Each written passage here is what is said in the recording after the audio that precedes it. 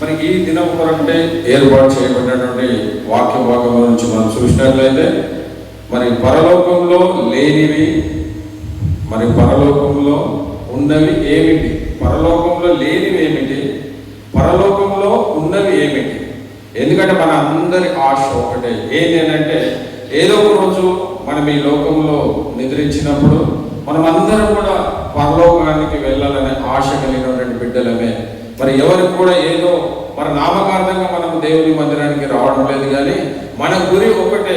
ఏంటి అని అంటే మనం ఎప్పుడు ఈ లోకంలో మరణించినప్పటికీ ఈ లోకంలో కళ్ళు కనుక మనం మూసినట్లయితే పరలోకంలో మన కళ్ళు తెరవబడాలనే అలాంటి ఆశ కలిగి మరి దేవుని సన్నిధికి వచ్చినటువంటి మనం కూడా మనం ఏ విధంగా అయితే మరి అక్కడ పరలోకంలో ఉన్నవి ఏమిటి, మరి పరలోకంలో లేనివి ఏమిటి అనే విషయాన్ని మనకు తెలిస్తే మరి ఇంకా కూడా మన జీవితాన్ని ఒకవేళ మారు మనసు లేక రక్షణ అనుభవం లేక ఉన్నటువంటి మనం అయ్యో ఈ లోకంలో ఉన్నప్పుడు అనేకమైన శ్రమలు అనేకమైన బాధలు మనము అనుభవిస్తున్నాం, కానీ అదే పరలోకంలో అయితే మరి ఏమి ఉన్నాయని మనకు తెలిస్తే ఇంకా కూడా మన జీవితాన్ని మనం సరి చేసుకుంటే కృపను మరి దేవుడు వాక్యం విన్న తర్వాత అయ్యో ఈ లోకంలో ఉన్నప్పుడు ఇన్ని శ్రమలు మనం అనుభవిస్తున్నాం కదా, మరి మనం అదే పరలోకంలో ఉంటే ఈ లోకంలో ఉన్నటువంటి శ్రమలు ఏవి కూడా మనకు అక్కడ లేవు కదా, మరి దాన్ని పొందుకోవడానికి మనం ఇంకనూ ప్రయాసపడేవారిగా ఇంకా మనలోన ఉన్నటువంటి ప్రతి బలహీనతను మనము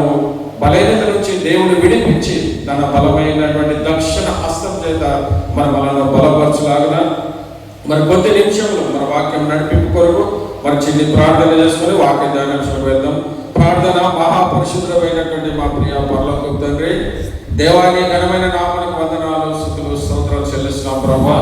ఇప్పుడు నాయన నీ సన్నిధానంలో మేమందరం కూడుకొని నాయన నీ రెండవ ఆరాధనలో పాల్గొనడానికి మెరిచినటువంటి కృపను బట్టి మీకే వందనాలు స్తుతులు స్తోత్రాలు చెల్లిస్తున్నాం ప్రభువా.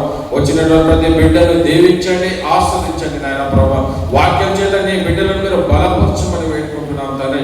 మరి వాక్యం వినినప్పుడు నాయన తమలో ఉన్నటువంటి బలహీనతలను సరి చేసుకుని నాయన ప్రభువా మరి వాక్యానుసారమైన జీవితము మరి జీవించిన కృపను ప్రతి బిడ్డకు మీరు అనుగ్రహించమని వేడుకుంటున్నాము తండ్రి.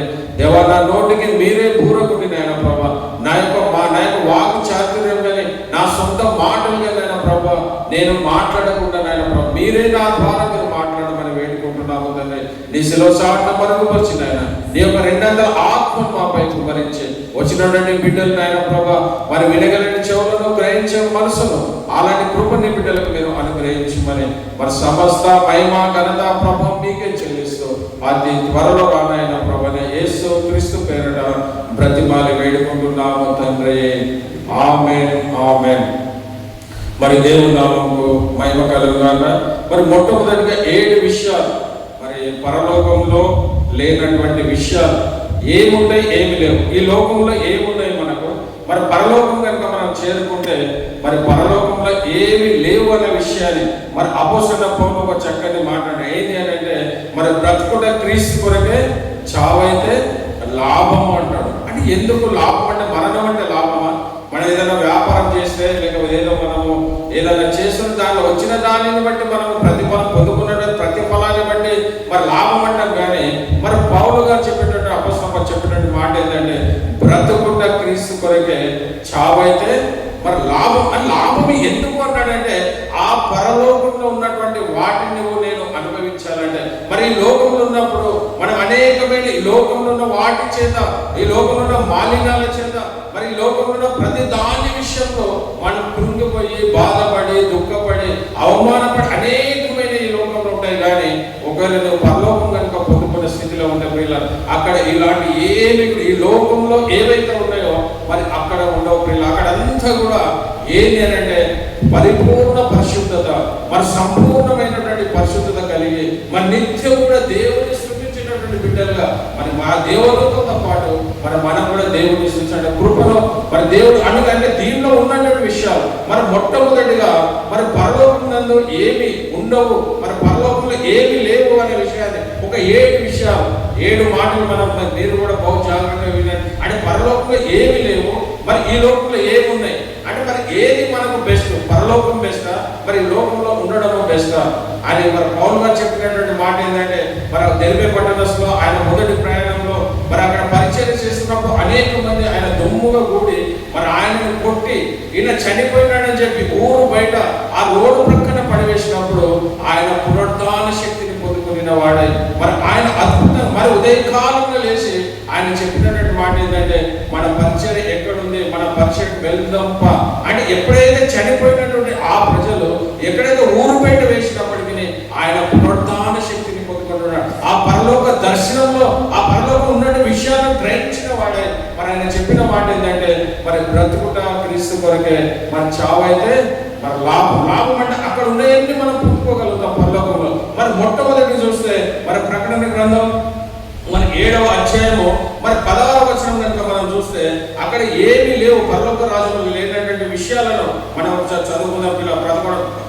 ప్రకటన గ్రంథము 7వ అధ్యాయము మరి 16వ వచనం మరి నేనే చదువుతా. మరి వారికి ఇక మీదట ఆకలైనను, మొట్టమొదటి ఏముండదంట పరలోకంలో ఆకలైనను. మరి రెండవది చూస్తే మరి దాహమైనను, మరి ఆకలైనను దాహమైనను ఉండదు. మరి సూర్యుని ఎండైనను ఏ వడగాలి అయినను వారికి తగలదు. మరి పరలోకంలో లేనటువంటి విషయాలు మొట్టమొదటి ఏంది ఆకలి ఉండదు, రెండవది దాహం. మనం ఈ లోకంలో జీవించినప్పుడు ఒక మనం భోజనం చేసిన తర్వాత ఇంకా 2-3 గంటల తర్వాత మనం ఏదో తినాలని మనకు ఆకలి వస్తుంది. కానీ ఒకవేళ పరలోక రాజ్యంలో కనుక స్థానం పొందుకుంటే మరి అక్కడ ఆకలి ఉండదని మరి పరిశుద్ధ గ్రంథంలో మనం మరి యోహాను గారు ఆయన ఏదైతే దర్శనం పొందుకున్నాడో ఆ దర్శనం ద్వారా చెప్తున్న మాట ఏంటంటే మరి అక్కడ వారికి మీద ఆకలైనను దాహమైనను ఉండదు, సూర్యుని ఎండైనను ఉండదు, ఏ వడగాలైనను ఉండదు, వారికి తగులదు. మరి అక్కడ ఎంత శ్రేష్టమైన పిల్ల.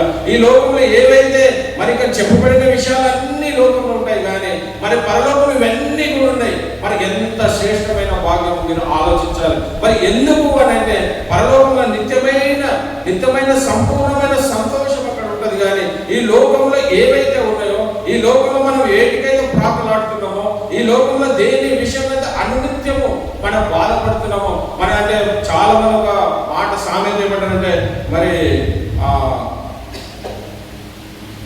మన అనే కోటి విద్యలు కూటి కొరకే. అంటే జనరల్ గా మనం లోకంలో ఏమంటే అయ్యా కష్టపడతాం, మరి కష్టపడాలి కదా. మరి ఎందుకనంటే మరి దేనికి అంటే మరి కోటి విద్యలు కూటి కొరకే.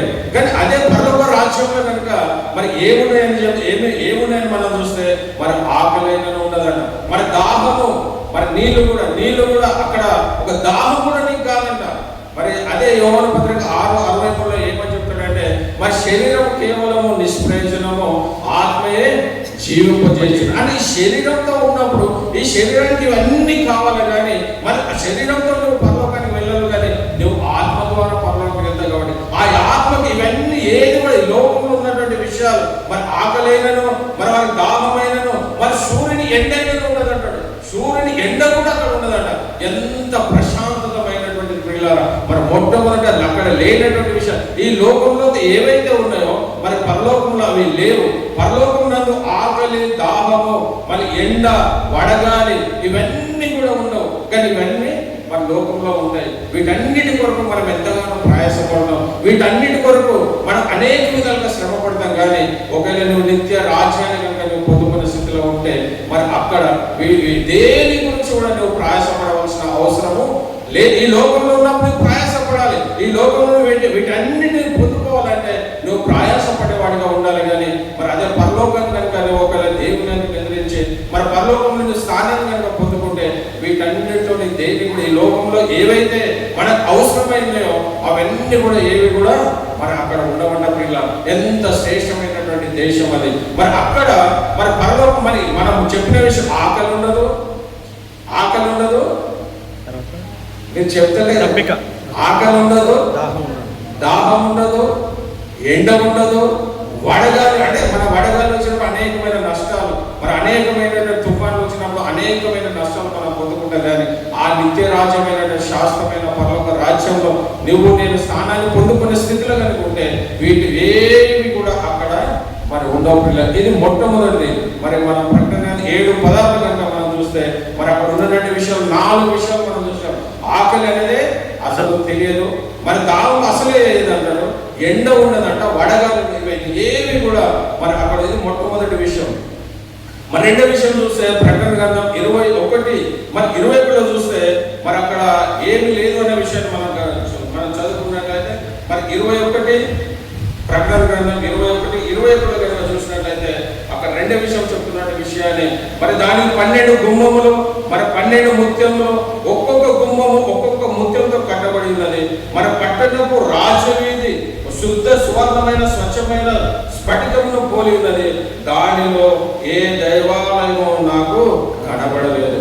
అక్కడ దేవాలయం లేదంట ప్రియులారా. అంటే దేవుడే సాక్షాత్ దేవుడే ఉండగా ఇంకా అక్కడ దేవాలయం ఉండవలసిన అవసరం. ఇది ఎవరు చూస్తున్నట్టే అపోస్తలుడైన పౌలు మరి తనకు కనిపిస్తున్న దర్శనం అక్కడ అవన్నీ చూస్తున్నాడు, కానీ అక్కడ పరలోకంలో ఏమీ లేదంటే దేవాలయం లేదు అని చెప్తున్నాడు ప్రియులారా. మరి ఈ లోకానుసారంగా అయితే మనం అందరము సమాజం కూడుకొనకు దేవాలయం అవసరం, కానీ పరలోక రాజ్యంలో మరి దేవుడే మన ఎదుట ఉన్నప్పుడు అక్కడ ఏ దేవాలయం కూడా మరి అవసరం లేదు. రెండవది ఏంటంటే దేవాలయం పరలోకంలో లేదు.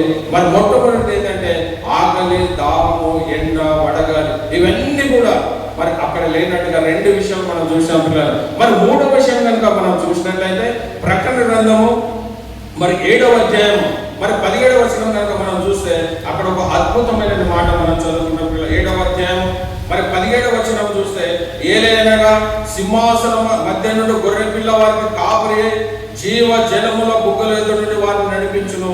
దేవుడే వారి కన్నుల నుండి ప్రతి బాషు బిందులో తుడిచివేయను. మనం ఇక్కడైతే మనకు లోకానుసారంగా మనం ఏది కష్టం వచ్చినా నష్టం వచ్చినా బాధ వచ్చినా ఇతరుల మీద ఆశ్రయపడతాం, కానీ మరి అక్కడ దేవుడు చెప్తున్న మాట ఏంటంటే ప్రతి బాషు బిందువును ఒకేలా నువ్వు ఒక పర్వత రాజ్యం కనుక నువ్వు ఒక ఆ యొక్క స్థానాన్ని కనుక నువ్వు పొందుకుంటే ప్రతి బాష్ప బిందును కూడా మన దేవుడు వేస్తున్నాడు. మనం ఈ లోకంలో ఉన్నప్పుడు మరి అనేకమైన మనకి ఏది కష్టం వచ్చినా నష్టం వచ్చినా ఏ బాధ కలిగినప్పటికీ మనం మనుషుల మీద ఆధారపడి వారికి ఉంటాం, కానీ మరి పరలోకంలో తండ్రి ఎదుట దేవుడైన కుమారుడు మనం ఉన్నప్పుడు ఆయన ప్రతి బాష్ప బిందును కూడా మరి చక్కనే మాట ఇక్కడ ఏంటంటే మరి దేవుడే వారి కన్నుల నుండి ప్రతి బాష్ప బిందును తుడిచివేయను. నీకు ఏ బాధ వచ్చినప్పటికీ ఏ కష్టం వచ్చినప్పటికీ అంటే మనం ఒక మాటలు చెప్పుకోవాలంటే మరి పరలోక రాజ్యంలో మూడోది ఏముందంటే మరి దుఃఖము బాధలు ఉండవు, అదే విధంగా అనారోగ్యం అసలే ఉండదన్నమాట. నీకు అనారోగ్యం అనేది ఎందుకంటే శరీరమే లేదు. ఈ శరీరము మట్టిలో కలిసిపోయింది కాబట్టి ఆత్మ మరి దేవుని దగ్గరకు వెళ్ళింది కాబట్టి ఆ ఆత్మకి ఇంకా ఈ శరీరంతో పని లేదు కాబట్టి మరి అక్కడ ఏముండవు అంటే పరలోకంలో దుఃఖము.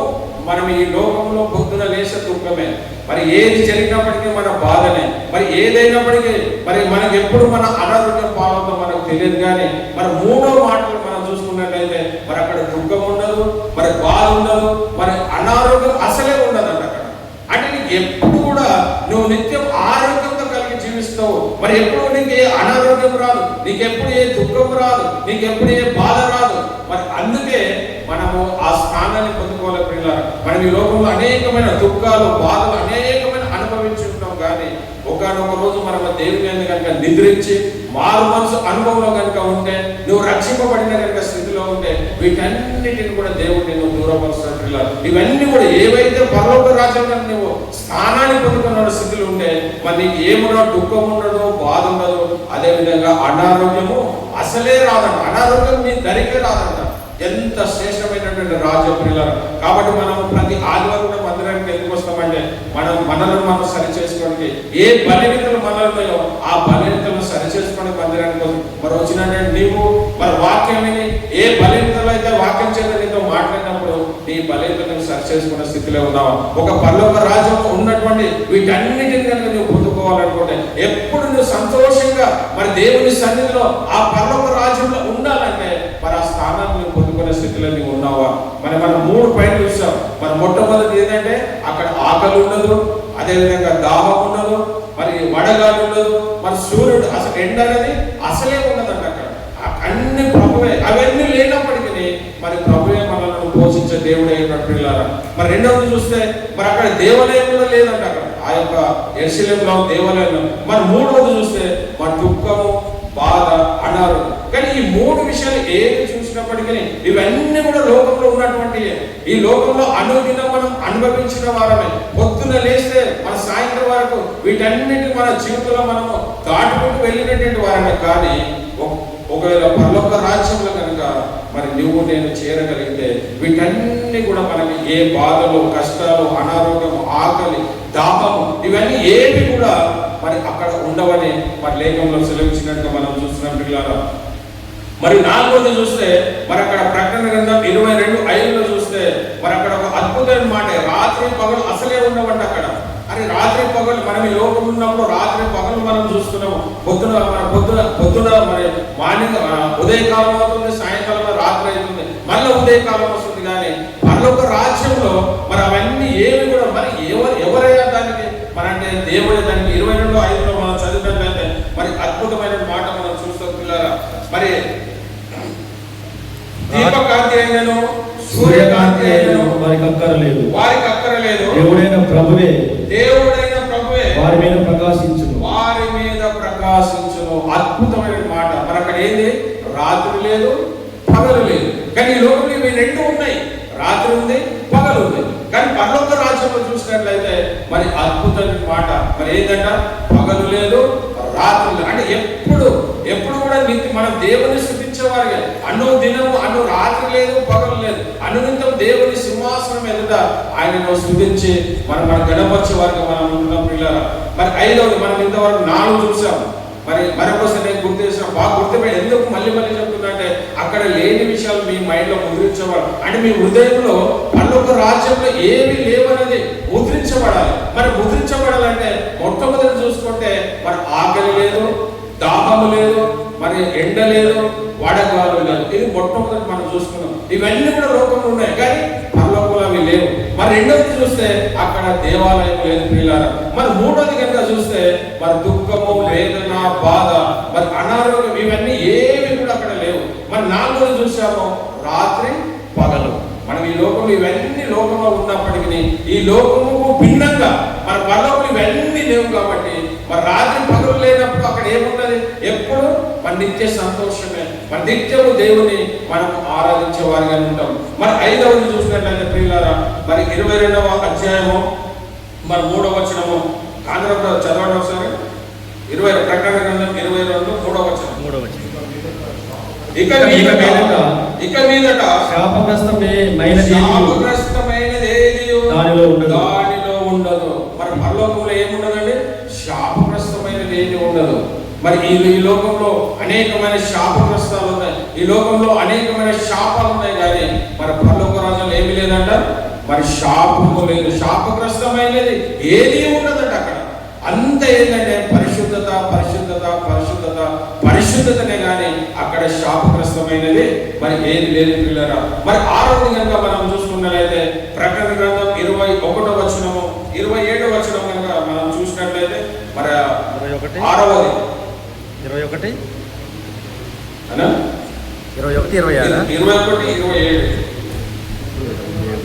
ఆ గొర్రె పిల్ల యొక్క జీవ గ్రంథమందు వ్రాయబడిన వారే దానిలో ప్రవేశించుదురు గాని నిషిద్ధమైనది ఏదైనను అసహ్యమైన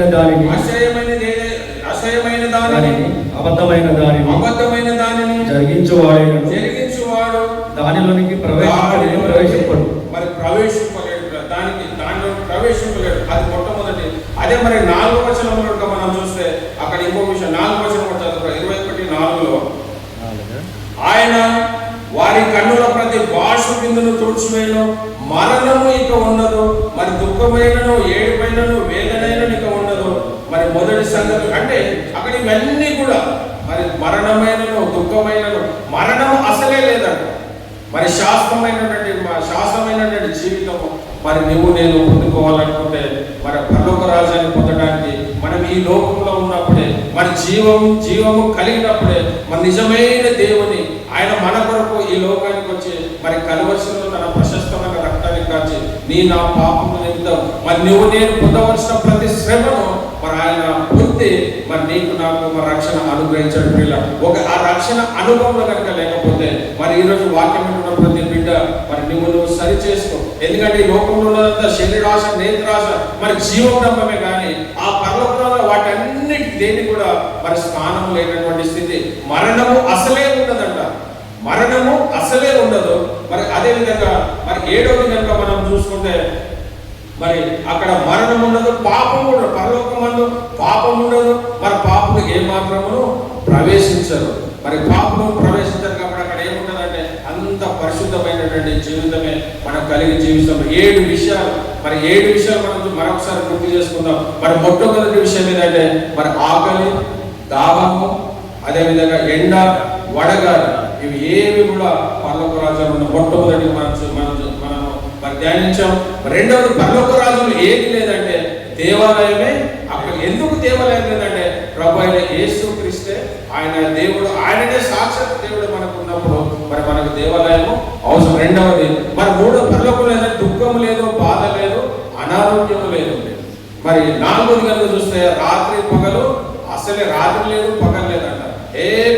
ఎప్పుడు దేవుని స్థుతించి మరి ఎప్పుడు దేవుని రాత్రి ఉందనుకో అనేకమైనటువంటి మరి చీకటి క్రియలు జరుగుతాయి కాబట్టి అక్కడ చీకటి క్రియలు జరగడానికి అవకాశం లేదు కాబట్టి మరి 4వది చూసుకుంటే శాపగ్రస్తమైనది ఏమీ ఉండదంట. మరి 5వది మరి పరలోకంలో పాపం ఉండదు, మరి పాపలు ఏమాత్రము నిలువరంట. పాపం అసలే ఉండదు, పాపలు ఏమాత్రం దాంట్లో మరి నిలువలేదు. మరి 6వది కనుక చూస్తే మరి పరలోకమందు మరణం ఉండదంట. పిల్లలు ఇన్ని శ్రేష్టమైనటువంటి ఆ పరలోక రాజ్యంలో ఉన్న మరి లేనివి అంటే వీటన్నిటిని బట్టి మరి మన జీవితాన్ని మనము లేనటువంటి మనం సరి చేసుకున్న వారి ఉన్న పిల్లలు ఒకవేళ వాక్యం ఏంటంటే మరి పరలోకంలో ఏమి ఉండేనో మరి మనం ఎరిగి ఉన్నాం కాబట్టి మరి అట్టి లోకానికి వెళ్ళటకు నువ్వు సిద్ధమైనా. మరి ఇన్ని మాటలు మనం విన్నాం. మరి పరలోకంలో ఏమి ఉండవో ఎరిగి ఉన్నాం, తెలుసుకున్నాం. మనం ఈరోజు ఏమని పరలోకంలో ఏమేమి ఉండవో అన్ని విషయాలు మనం తెలుసుకున్నటువంటి నీవు నేను మరి పరలోకానికి వెళ్ళడానికి నువ్వు సిద్ధపాటు కలిగి ఉన్నావా? మరి ప్రభు అయిన యేసుక్రీస్తు రక్తంలో నీ పాపమును ఒప్పుకొని మరి ఆయన సన్నిధిలో మరి దేవా నేను పాపినయ్య, నీ ప్రశస్తం రక్తంతో నన్ను కడుగని మరి దేవుడికి నువ్వు ప్రతిపాలన స్థితిలో నీవు ఉంటున్నావా? ఇంత శ్రేష్టమైనన్నిటిని నువ్వు పొందుకోవాలనుకుంటే మరి ఇప్పుడే మరి నేడే రక్షణ దినము, నేడే అనుకూలమైన సమయం కాబట్టి మరి ఇంకా మారు మనసు అనుభవం లేనటువంటి బిడ్డలు మరి మొట్టమొదటిది ఏంటంటే ప్రాథమికంగా ఒకవేళ దేవుని రాజ్యాన్ని వెళ్ళాలంటే మరి మారు మనసు బాప్తిసము మొట్టమొదటి అదొక పునాది లాంటిది కాబట్టి అది పునాది నువ్వు కలిగి ఉన్నావా? మరి మొట్టమొదటి వాసం తీసుకొని మారు మనసు పాపం తీసుకునే స్థితిలో నీవు ఉన్నావా? ఒక లేనటువంటి స్థితిలో కనుక్కుంటే మరి ఇప్పుడే దేవుని యొక్క పక్షాతాపడి ప్రభువా నాకు ఇంకా మారు మనసును అనుగ్రహించాయా, నేను బాప్తిసం పొందుకోవడానికి మరి కావాల్సినటువంటి ధైర్యాన్ని, కావాల్సిన శక్తిని, మరి కావాల్సిన సామర్థ్యాన్ని నాకు అనుగ్రహించాలి మరి దేవుని సన్నిధిలో ప్రార్థిస్తే మరి లోకము ఎప్పుడు మరి దేవుడు వస్తుందో తెలియదు. మరి వచ్చినట్టు నువ్వు ఎప్పుడు ఎత్తబడే కృపలో ఉండే కృపను మరి దేవుడు మనకు అనుగ్రహించింది కాక. మరి పరలోకంలో లేనివి మనం నేర్చుకున్నాం. ఇప్పుడు ఆ పరలోకంలో 7 విషయాలు మనం నేర్చుకున్నాం. ఆ 7 విషయాలలో మరి లేని నేర్చుకున్నాం కానీ మరి ఏమున్నాయా, లేవు మంచిగా చెప్పారు కానీ మరి ఉన్నాయేమి దాంట్లో పరలోకంలో అని మనకు డౌట్ రావచ్చు. మరి మనకు సమయం అయింది కాబట్టి మరి ఎక్కువగా వివరణ కాకుండా మరి దాని అక్కడ ఏమి మామూలుగా మనం చెప్పదు, ఎందుకంటే ఆల్రెడీ 8-10 అయింది కాబట్టి మరి పరలోకంలో ఇప్పటి వరకు ఏమి ఉన్నాయనే విషయాలని మనం చదువుకున్నాం. కానీ మరి పరలోకంలో ఏమి ఉన్నవి లేనివైతే ఇవన్నీ లేవని మనం తెలుసుకున్నాం. అని లోకంలో ఏవైతే ఉన్నాయో అవి పరలోకంలో లేవు. మరి పరలోకంలో ఏమి ఉన్నాయా అని కనుక మనం ఆలోచిస్తే మరి మొట్టమొదటి పరలోకంలో ఉన్నటువంటిది మనం ఆలోచిస్తే మరి ప్రకటన గ్రంథము 21వ అధ్యాయము 27వ వచనం కనుక మనం చదివినట్లయితే మరి అక్కడ ఒకటి అద్భుతమైన మాటలు మనం చదువుతాం. పిల్లలు మరి గొర్రె పిల్ల యొక్క జీవ గ్రంథమందు రాయబడిన వారే దానిలో ప్రవేశించురు గాని నిషిద్ధమైనను అసహ్యమైన దానిని అబద్ధమైన దానిని జరిగించువాడైనను దానిలోనికి ప్రవేశింపడు. మరి అక్కడ ఉన్నటువంటిది ఏంటి మనం ఆలోచిస్తే అక్కడ ఒకవేళ వీళ్ళు పాపులు ఎవరు లేరనుకున్నప్పుడు అక్కడ సంపూర్ణమైన పరిశుద్ధత కలిగి ఉన్నది. మొట్టమొదటిది అంటే సంపూర్ణమైనటువంటి పరిశుద్ధత అక్కడ.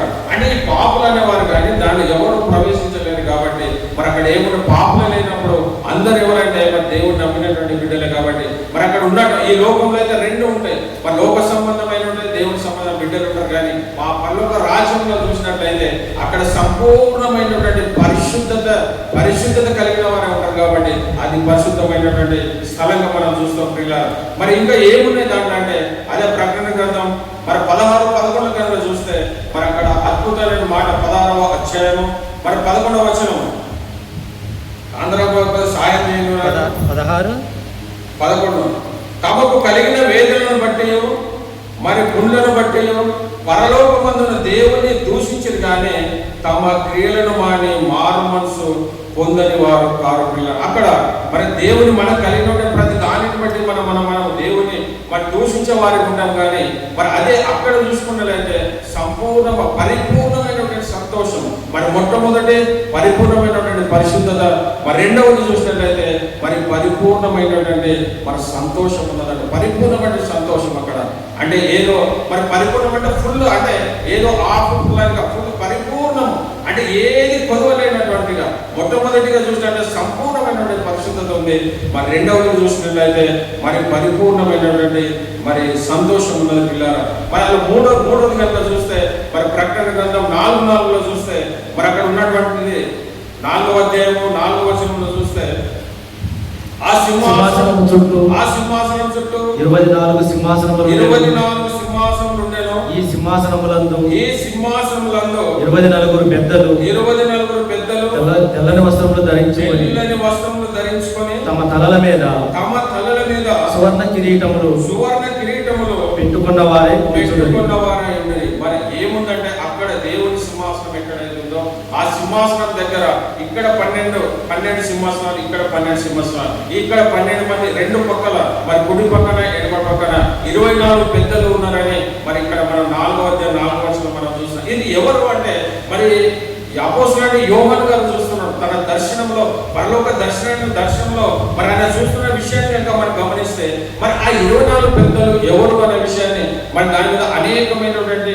భిన్నాభిప్రాయాలు, అనేకమైనటువంటి అభిప్రాయాలు ఉన్నాయి పిల్లలు. ఎవరు 24 పెద్దలు? అక్కడ ఉన్నట్టు 4వ అధ్యాయం 4వ వచనం చూసినట్లయితే మరి ఎవరు ఆ పెద్దలు అంటే ఒకరి మొదటి అభిప్రాయం కనుక మనం చూసినట్లయితే అంటే అది అబ్సల్యూట్లీ కరెక్ట్ అని కాదు, ఒక అభిప్రాయం మాత్రమే.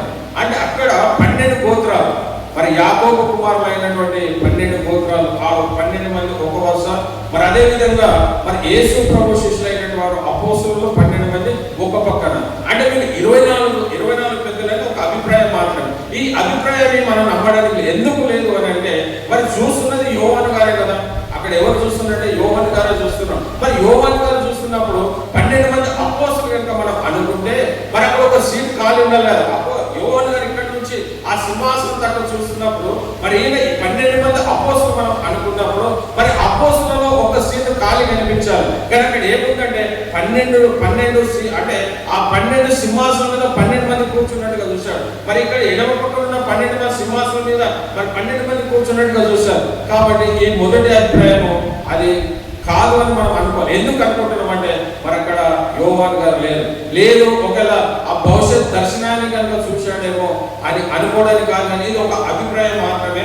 మరి రెండవ అభిప్రాయం కనుక చూస్తే ఆ 24 పెద్దలు ఎవరు అని అనుకుంటే మరి 24 మంది యాజకులు, ఏదైతే పాత నిబంధనలో ఉన్నటువంటి యాజకులు ఎవరైతే ఉన్నారో మరి వాళ్ళు 24 మంది యాజకులు అయి ఉండవచ్చు అని ఒక అభిప్రాయం. మరి పాత నిబంధనలు ఉన్నటువంటి 12 పాత నిబంధనలు ఉన్నటువంటి ఆ 24 యాజకులు అయితే మరి నూతన నిబంధనలు కూడా అనేకమైన భక్తులు ఉన్నారు కదా.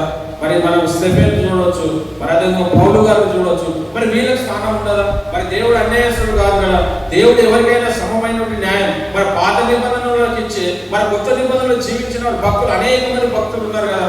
కాబట్టి మరి ఇది కూడా కరెక్ట్ కాదేమో అంటే అభిప్రాయాలు. మన మొట్టమొదటి అభిప్రాయం ఏంటంటే ఆ 12 గోత్రాలు మరి ఆ 12 మంది శిష్యులు అని అనుకున్నాం. మరి అది ఎందుకంటే యోహాను గారు అక్కడ లేరు కాబట్టి, అక్కడ ఖాళీ స్థలం ఒక సీటు ఖాళీగా లేదు కాబట్టి అది కూడా కాదేమో, అది ఒక అభిప్రాయం మాత్రమే. అనేక మంది బైబిల్ చెప్తున్నటువంటి అభిప్రాయాలు. మరి రెండవది కనుక చూస్తే మరి ఆ 24 మంది యాజకులు కూడా కాదు. ఎందుకు కాడంటే మన దేవుడు అన్యాయస్తుడు కాడు. ఎందుకంటే ఆయన సమన్యాయం తీర్చినటువంటి దేవుడు, అది న్యాయాధిపతి, ప్రధాన న్యాయాధిపతి అయినటువంటి దేవుడు కాబట్టి మరి ఈ యొక్క నూతన నిబంధనలు ఉన్నటువంటి అనేక మన భక్తులకు ఆ అవకాశం లేకుండా పోతుంది. కాబట్టి మరి ఆ రెండవ అభిప్రాయం కూడా సరైనది కాదు పిల్లలు. మరి మూడవది కనుక చూస్తే ఆ యొక్క ఏదైతే ఆ 24 పెద్దలు ఎవరైతే ఉన్నారో ఒకవేళ దేవదూతలు కనుక మనం అనుకుంటే మనం రెండు అభిప్రాయాలు చూసాం. మొదటి అభిప్రాయం 12 గోత్రాలు, మరి 12 అపోస్తులను చూసాం. మరి రెండవది కనుక ఆలోచిస్తే మరి అది 24 పాత నిబంధనలో ఉన్నటువంటి మరి యాజకులను చూసాం, అది రెండవ అభిప్రాయం. మరి మూడవ అభిప్రాయం కనుక చూస్తే మరి దేవదూతలు అని అనుకుంటున్నాం. మరి దేవదూతలు కనుక ఆ 24 పెద్దలు ఎవరైతే ఆ 12 ఆ 24 సింహాసనంలో కూర్చున్న వారు దేవదూతలు అనుకుంటే మరి దేవదూతలు పరిశుద్ధ గ్రంథంలో ఎక్కడ చూసినప్పటికీ వారు ఏ సీట్ల మీద సింహాసనం మీద కూర్చున్నట్టుగా మనం చూడం. ఎందుకనంటే మరి ఒకవేళ ఆ విధంగా అనుకుంటే మరి ఎగ్జాంపుల్ లూసిఫర్ కనుక మనం చూసుకుంటే ఒక రోజు ఆ సింహాసనం పొందుకోవాలని చెప్పి మరి పొందుకోవాలని ఆశ కలిగినటువంటి అత్యోశక్తి కలిగినటువంటి ఆ లూసిఫర్ ఏమైందంటే మరి దేవుడు తన మనిషి కలిగినటువంటి దేవుడు కాబట్టి దాన్ని ఈ భూమి మీదకి నెట్టివేసినట్టుగా మనం చూస్తున్నాం. కాబట్టి అక్కడ దూతలు ఏదైతే మూడవ అభిప్రాయం మరి 24 దేవదూతలు 24 మంది దేవదూతలు అని కూడా కాదు, కానీ మరి 3 అభిప్రాయాలు మనం చెప్పాం. మరి 4వ అభిప్రాయం చూస్తే మరి కొత్త నిబంధనలో ఉన్నటువంటి భక్తులు అని అంటారు. మరి కొత్త నిబంధనలు ఉన్నటువంటి భక్తులు కనుక అనుకుంటే మరి ఇది కూడా మరి పాత నిబంధనకు విరోధమే కదా. మరి పాత నిబంధనలు ఉన్నటువంటి యాజకులకు మరి ఇంకా లేనప్పుడు మరి ఈ యొక్క కొత్త నిబంధనలు ఉన్నటువంటి మరి భక్తులు కూడా అక్కడ కాదు. మరి ఇది ఏంటి అంటే అది దేవుడు తన కొరకు ఏర్పాటు చేసుకున్నటువంటి ప్రత్యేకమైనటువంటి ఆ 24 పెద్దలు అయి ఉంటారేమో, అది మనం కన్ఫర్మ్ చేయడం లేదు. కానీ వాళ్ళు ఏంటంటే దేవుడు ప్రత్యేకంగా తన కొరకు ఆ సింహాసనం మీద ఆ 24 మరి దేవుడు సృష్టించుకొని ఉన్నాడేమో. మరి ఎప్పుడైతే అబ్రాహాము మరి లోతు కుటుంబము ఆ యొక్క సొదొమ గొమొర్రా పట్టణం ఉన్నటువంటి